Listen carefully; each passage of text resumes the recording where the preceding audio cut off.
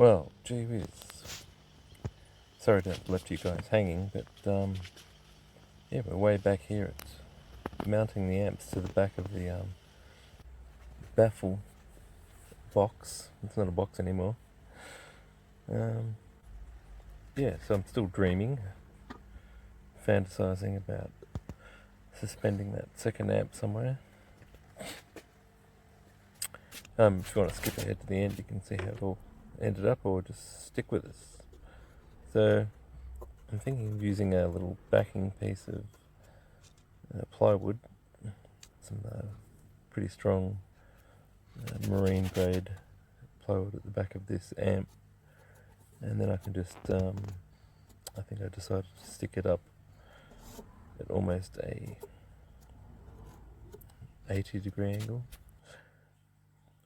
20-degree off vertical, a bit like that, leaning, and I'm just organising a support. I just felt that was the best way to show off the woofers, show off the amps, and also kind of hides that back corner. And I'm just going to super glue some stuff in, because that's the way we roll. It's a good, quick way of having a 20-second look at something, you know, and if you don't like it, you can always just snap it back off. And I'll do the same here for the side brace. And now you can see I'm practicing the positioning, because I can get the box in, I can wire up the amp closer to me, and then I can just lean it in and screw it in with these screws. So when it comes time to service the subs, or you need to change something, you can remove that 1 amp and then pull the box out. There's little T-nuts, if you're trying to search for them on Bunnings Warehouse. They mainly come in imperial sizing, so you've got to find these odd screws lying around in your, screw collection, bolt collection for imperial bolts. There are other grub screws that they don't really have that flange on them. Yeah, you can get metric ones, but it's a real bugger just to try and match them up.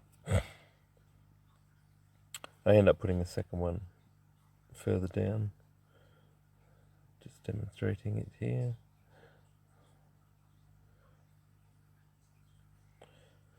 There's my bucket of bolts. You can see why I'm having trouble matching things. Having a look at the carpet, how it lines up.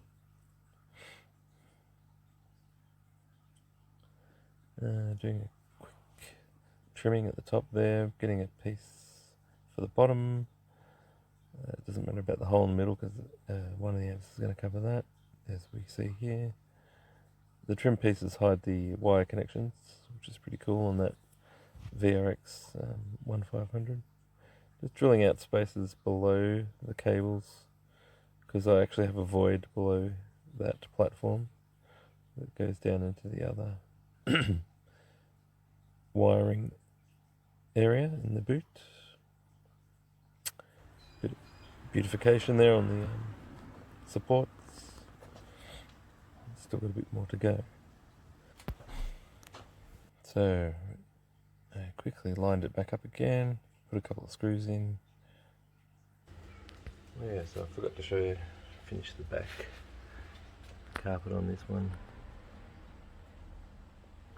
That's for the other amp to go.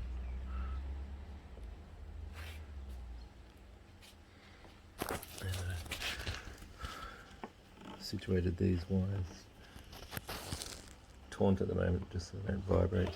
I'll probably have to put some foam just there, like I have here, just to stop vibrations. And come down,